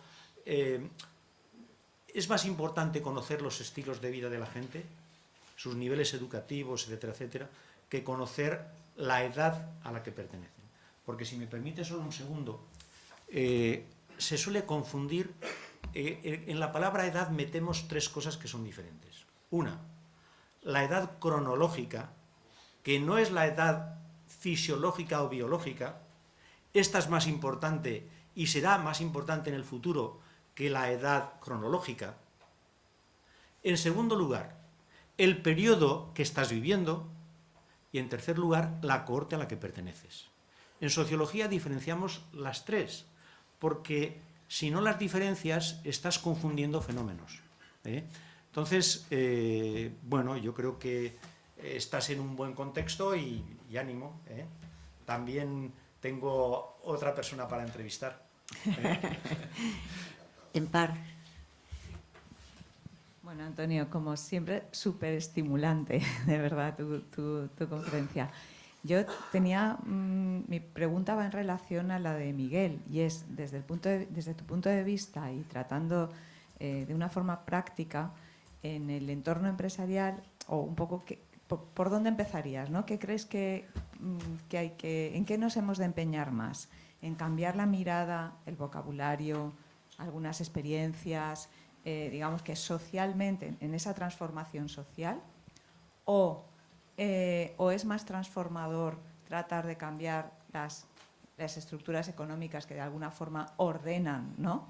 También las masas, lo de las clases pasivas, no, lo de la ¿qué es más transformador? ¿El cambio social, el cambio económico? Bueno, yo en clase siempre respondo a este tipo de preguntas de la misma manera. ¿Caminas con un pie o con los dos? Somos bípedos, ¿vale? Y esto significa que es que el lenguaje también es una forma de hacer. Este es nuestro error. Pensamos que el lenguaje solo es una forma de decir. Y antes que decir, el lenguaje hace. ¿Vale? Entonces, yo creo que leer un poco, decir, oye, ¿en qué cosas mi manera de ver las cosas tiene que cambiar? Y ahí estás ya haciendo. Y ahora métete en algún programa que además fuerce a todas las personas que participan en el programa a acostumbrarse a decir las cosas de otra manera. O sea que no hay el paso 1 y el paso 2. Somos bípedos y, ¿verdad? Y además también utilizamos las manos, que es otra ventaja del proceso evolutivo. No, yo creo que el dilema no puede ser, si cambiamos las estructuras, cambiará la manera de ver la sociedad. No. Hay una novela, fijaros, estoy dando una serie de títulos, de Libby Hippie, que es una, ahí no me sale ahora, albanesa, una mujer albanesa, que enseña en Oxford, y el libro se titula Libre, una novela. Es una novela ensayo, porque en realidad cuenta su vida en Albania, ¿no? Y entonces es muy importante ver la importancia que tenía el decir. Ella nace cuando gobierna Enver Hoxha, ¿no? Y la importancia que tenía el decir para el hacer, ¿no? Es una novela que yo me la leí de 2 tiradas, o sea que te deja, y bueno, para personas de nuestra edad es sencillamente magnífica. Cómo nombramos las cosas tiene siempre consecuencias, siempre. Más preguntas. Allá. Has comentado antes el tema de la esperanza de vida, la que había en 1905, la que tenemos ahora. ¿Hacia dónde vamos? Porque has hablado de que había salud y higiene. Entiendo que los factores ahora han cambiado. No sé, ¿cuál era tu opinión respecto a esta pregunta? Bueno, vamos a ver. Como sabéis, por ejemplo, el hábito de fumar se generalizó mucho después de principios de siglo, ¿no? Y por eso ahora las políticas de todos los gobiernos es tratar de erradicar el hábito de fumar, porque también a mí me ha ayudado, el libro de Sinclair me ha ayudado a entender por qué, por ejemplo, es importante dejar de fumar. Yo no he fumado nunca porque ni mi abuelo ni mi padre fumaron, ni... Hombre, he fumado los pitillos típicos en el colegio para mostrar que eras un adolescente, una persona ya adulta, ya podía fumar, ¿no? Pero luego no he fumado, ¿no? Pero siempre he pensado que fumar era un problema respiratorio, etcétera, etcétera. Ostras, que es un problema de... rompe los códigos genéticos. Es mucho más profundo de lo que nosotros nos imaginamos. Y no se nos ha contado así. En el libro de Sinclair te lo cuenta así. Por lo tanto, sí, no cabe la menor duda que vida saludable no te garantiza que seas longevo, ¿verdad? Pero pone las piedras para que puedas tener una vida mucho más saludable cuando seas mayor. ¿Cómo te alimentas? ¿De qué te alimentas? Esto está muy investigado, al mismo tiempo que también hay mucha fanfarria sobre las dietas. Yo creo que, como siempre, hay que fiarse de personas que digan cosas razonables, creíbles, etcétera, etcétera, ¿no? Sinclair habla de esto bastante, el libro está ya en castellano, traducido creo que como Esperanza de Vida, literalmente, pero son libros que se publican en Estados Unidos y en medio año se traducen por el impacto que tienen. Y él dedica algún aspecto a la alimentación, dedica otra serie de aspectos a los complementos alimenticios que podremos tomar o que podemos tomar. También, por ejemplo, dice clarísimamente que lo de los antioxidantes es un mito, que hoy no se sostiene de ninguna de las maneras, pero las empresas siguen haciendo el negocio. Ahora, desde 2006 está muy claro que los antioxidantes no son decisivos para una vida saludable en la edad avanzada. O sea que creo que en eso hay que llevar una vida saludable para poder luego disfrutar en la edad avanzada de una vida también saludable. Algunos no lo hemos sabido hacer, nos hemos pasado la vida sentados, ¿no? Horas y horas sentados, ¿no? Y ahora pues pagamos eso. Lo que a mí me han enseñado desde que me jubilé hasta ahora es que hay cosas que yo pensaba, ostras, la masa muscular yo ya no la voy a recuperar.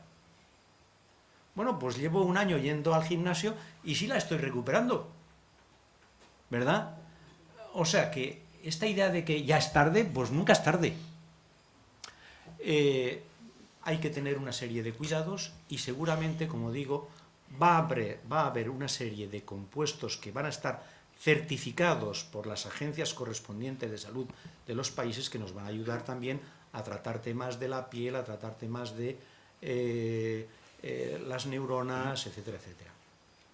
Algunos llegamos tarde. María Blasco, sabéis que es experta en los telómeros, la telomerasa. Entonces, María, que es la directora del Centro Nacional de Enfermedades Oncológicas, del CNIO, ¿no? Y ella vino a dar una conferencia y en la comida yo le pregunté, bueno, yo entonces tenía 60 años, le pregunté, digo, oye, ¿y yo todavía puedo hacer algo como tú haces con tus ratones y tal? Me dijo, hombre, pues ya, esto es un poco tarde porque realmente la telomerasa empieza a perderse desde el momento del nacimiento si no tienes los cuidados adecuados. Oye, ahora el Sinclair dice que, bueno, hay hasta las células senescentes son pluripotentes. Vamos a ver, ¿no? Hasta que no estemos en la sala de espera hay esperanza. Yo distingo entre esperanza y espera, ¿verdad? La esperanza es cuando todavía le puedes dar sentido a tu vida. Hay un momento en que estás en la sala de espera y ahí es el irreversible. Mira, yo si en este momento nadie pregunta nada, voy a decir algo, y es que al principio, bueno, has dicho que la propuesta que tú habías hecho de título era ¿para qué sirven los viejos? No se me ha olvidado.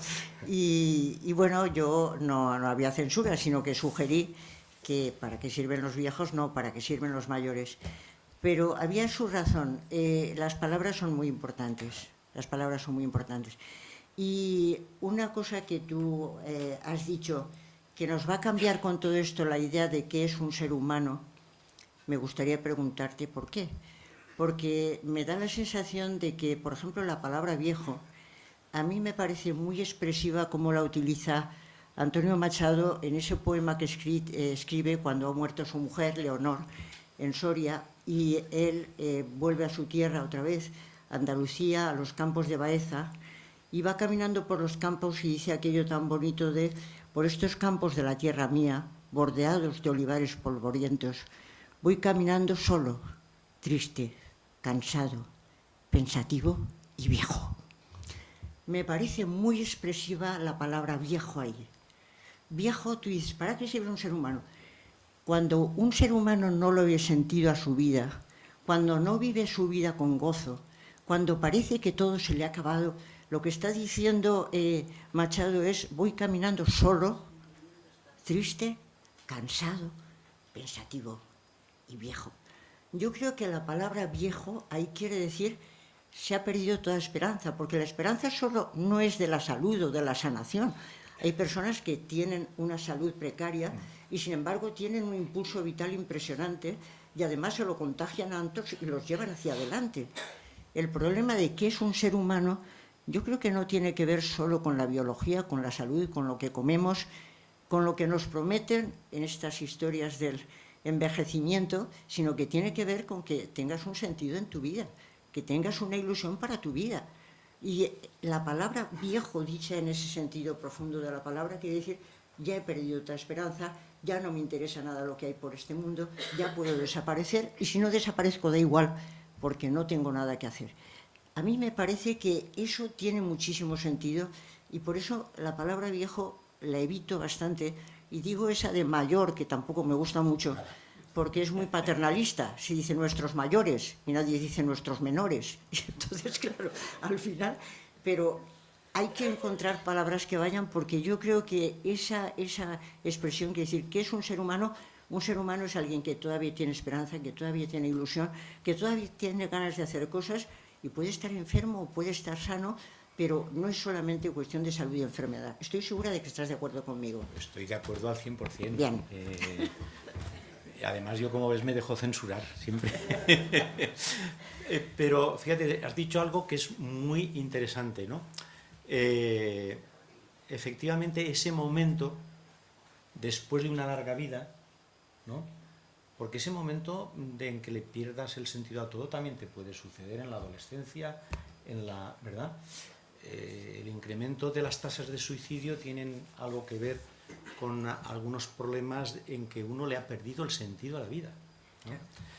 El sentido es muy importante. Hay una investigadora que está trabajando sobre el aburrimiento en las residencias. Yo, dándole muchas vueltas, no me gusta la palabra aburrimiento porque creo que en realidad de lo que habla es del hastío.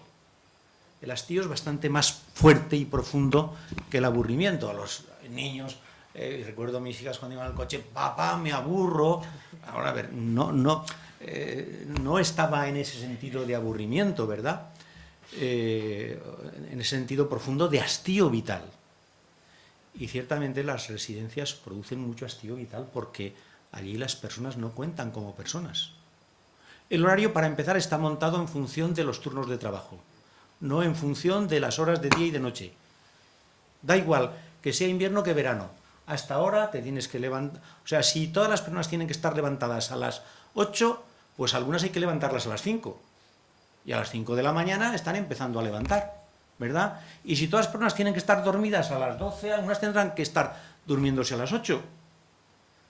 Sabéis que no me estoy inventando nada, es observación directa.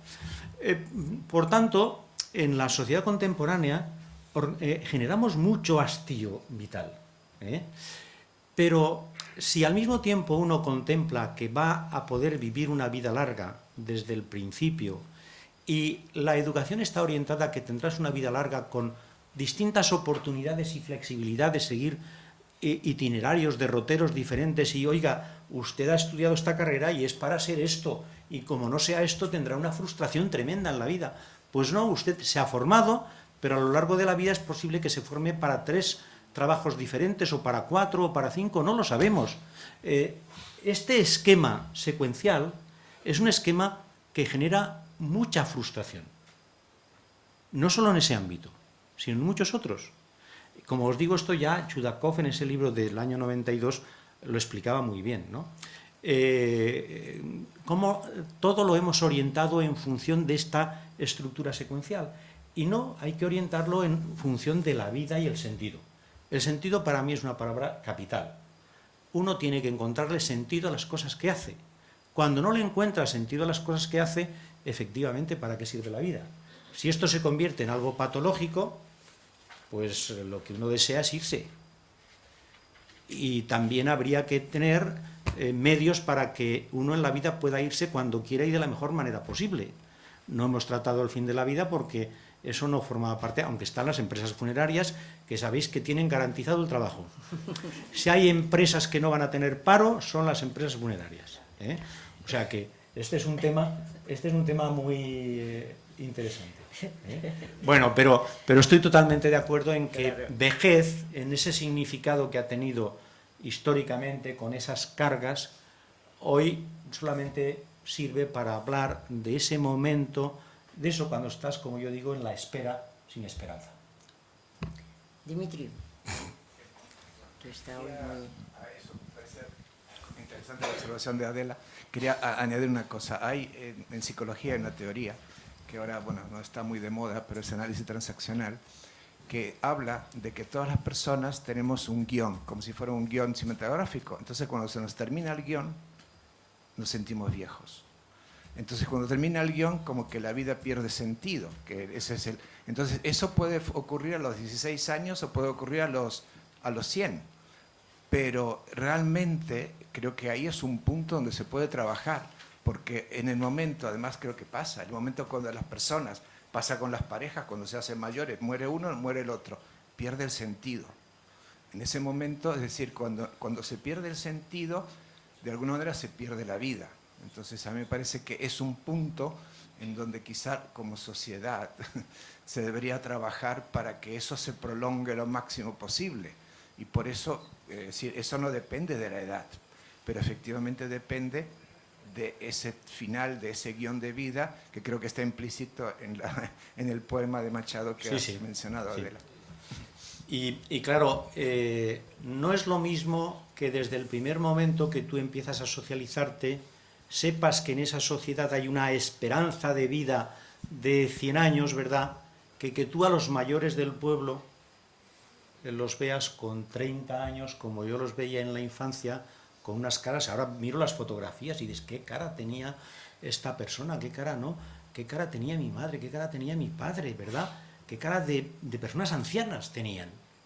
Pero esto ya no sucede más. Entonces hemos de vivir y imaginar la vida de otra manera, ¿eh? La cuestión del sentido es muy importante.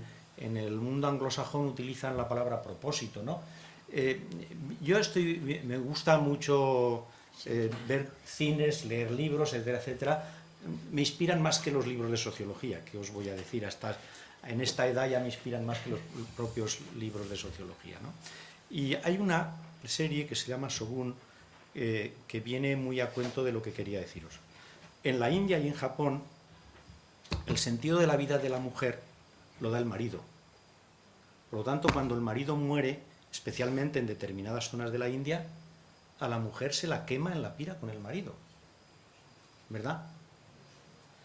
Y en Japón, una sociedad que se creía extraordinariamente avanzada respecto al mundo occidental, en el momento que se produce el encuentro, bueno, pues cuando se tiene que suicidar el marido porque ha sido desleal al shogun, etcétera, etcétera, la mujer pierde el propósito de la vida. Y entonces esto me ha traído a la mente esta película, pero también, ya digo, como el caso de la India está muy claro. Nosotros vivimos en sociedades que tratan de que el individuo encuentre su propio sentido a la vida desde un momento muy temprano. Esta es una tarea muy complicada. Y en consecuencia necesitamos ayudas que sociedades en las que el sentido era más colectivo, más solidario, no generaba tantos problemas, tantas traumas y tantas dificultades, ¿verdad? Y de ahí que cuando ves la cantidad de libros de autoayuda que hay y cómo se venden, entiendas muy bien esta problemática. Igual que las sociedades del pasado no se han preocupado ninguna por la felicidad, pero ahora la felicidad es un problema individual, ¿no? Entonces, la individualización de determinados fenómenos nos llevan a la individualización del sentido.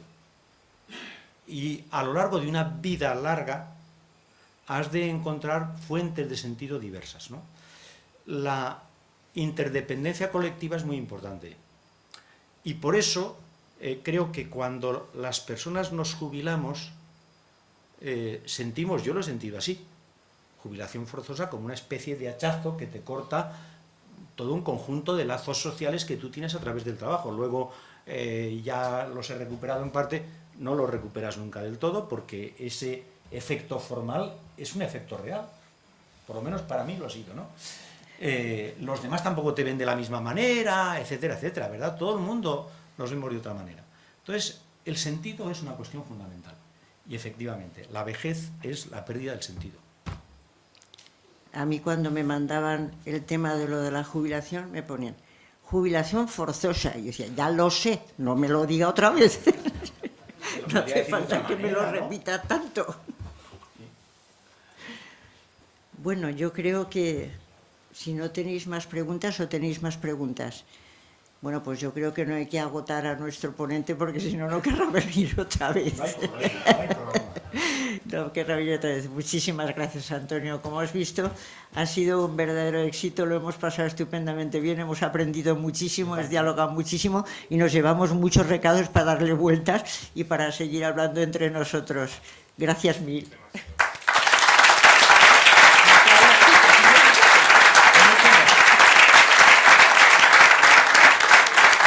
Yo me lo he pasado muy bien y esto también me da música a la vida.